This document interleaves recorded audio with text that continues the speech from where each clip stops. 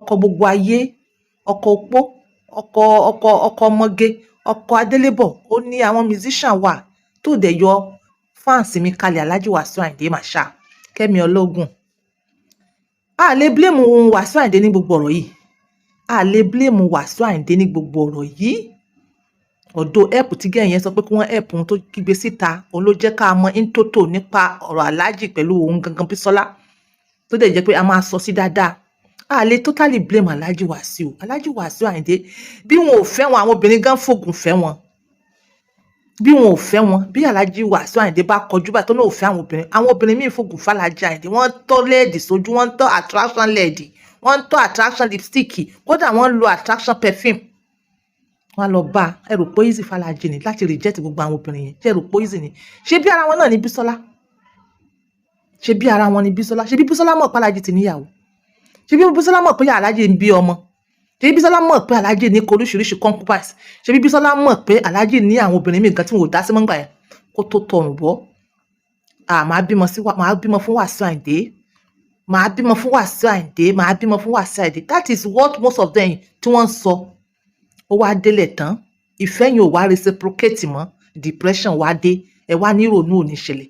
Kódà èyí tó ju brain tumor lọ gan ló ṣẹlẹ̀ fún gbogbo owó obìnrin tó bá fẹ́ ṣe àfojúnà kẹsà àwọn ojú sílé ọlọ́lá, ilé onílé. Depression is real o.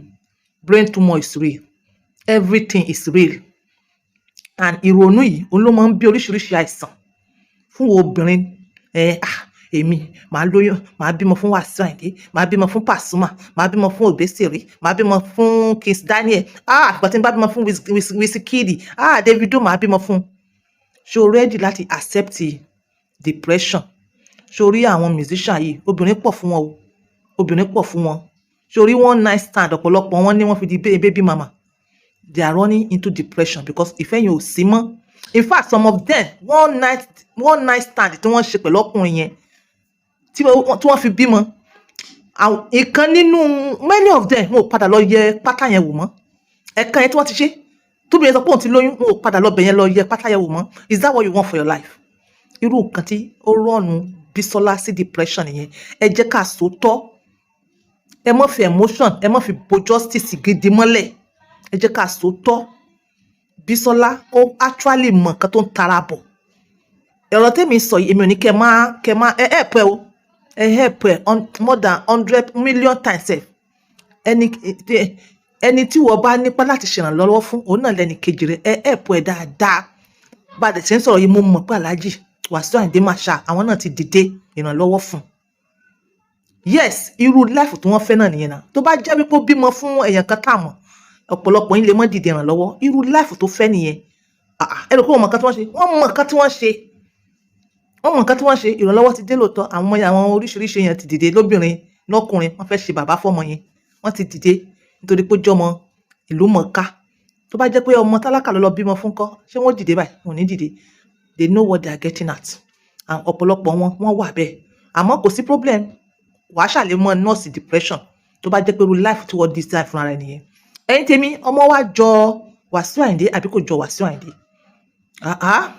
Ẹ wò dáadáa. Ẹ wo ọmọ yẹn dáadáa. Ẹ wo ọmọ yẹn fínífíní. Ẹ wò dáadáa. Ṣé nígbà tí wọ́n kọ́ bí ọmọ náà tí wọ́n kọ́ bí tí wọ́n show picture mi yẹn tó show rẹ̀ briefly láti ẹ̀ tí mọ anything nípa affairs wọn. Mo ní ọmọ yẹn mọ̀ jọ fáǹsì mi. Ó mọ̀ jọ Alhaji mi ọ̀wọ́n. Alhaji Wasiu Ayinde Marshal. Ẹ mọ̀ ṣì mí gbọ́ o. Ẹ mọ̀ ṣì mí gbọ́. Èmi ní ìrònú o. Kò sí nǹkan tó kàn mí pẹ̀lú Alhaji o. As a good musician tá a mọ̀ ń gbádùn orin wọn. Kẹ tó sọ pé Alhaji rárá.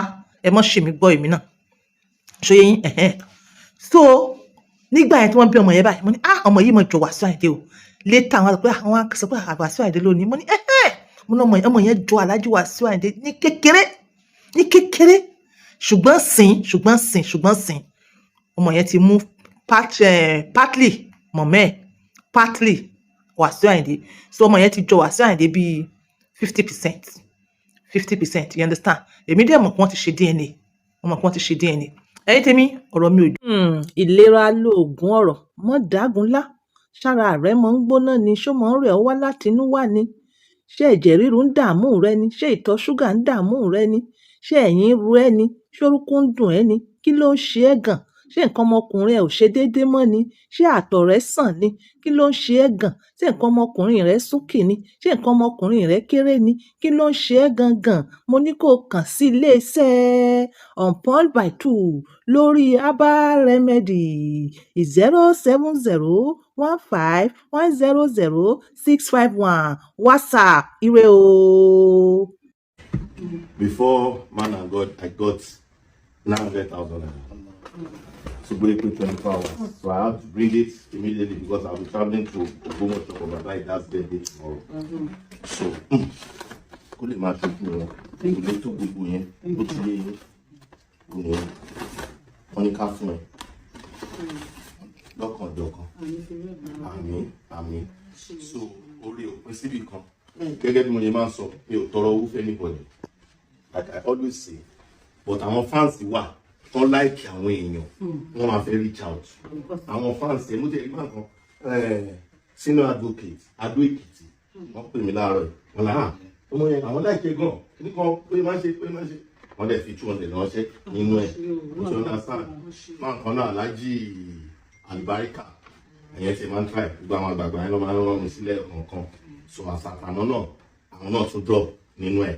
So iṣẹ́ tí wọ́n rán mi òní mo sáré wá jẹ́ yẹn torí mo direct lórí sex kan mo láti gba yẹn kó sáré wá mi. So that's 900,000. Boko wa tán. So bó ṣe jẹ́ nìyẹn another 400 ṣe àwọlé later wá padà jẹ́ 1.3 million. Ẹ ṣe gan. So gẹ́gẹ́ bá yẹn wá ẹ̀yin fans wa a máa dúpẹ́ lọ́wọ́ yín náà ni a máa dúpẹ́ kó sí yín lọ́wọ́ àdẹ̀tọ́wọ́ bọ̀ yín lápò fúnra yín lẹ wish láti support wa Ọlọ́run máa wà pẹ̀lú yín iná nìkan wo yín o ẹ dúpẹ́. ẹ̀yin fans dúpẹ́ o ẹ ṣe gan ni o ẹ wò ọwọ́ tẹ fi mú owó lápò láti máa fún wa. Wọ́n ní wíkìlò. ẹ ní wíkìlò ọdún onímọ̀ yín ẹ ní ṣàìsàn tọmọtọmọ lọ ẹ̀yin tẹ wà nílùú ìbàbẹ ẹ̀yin tẹ wà Nàìjíríà máa kéré oko wa.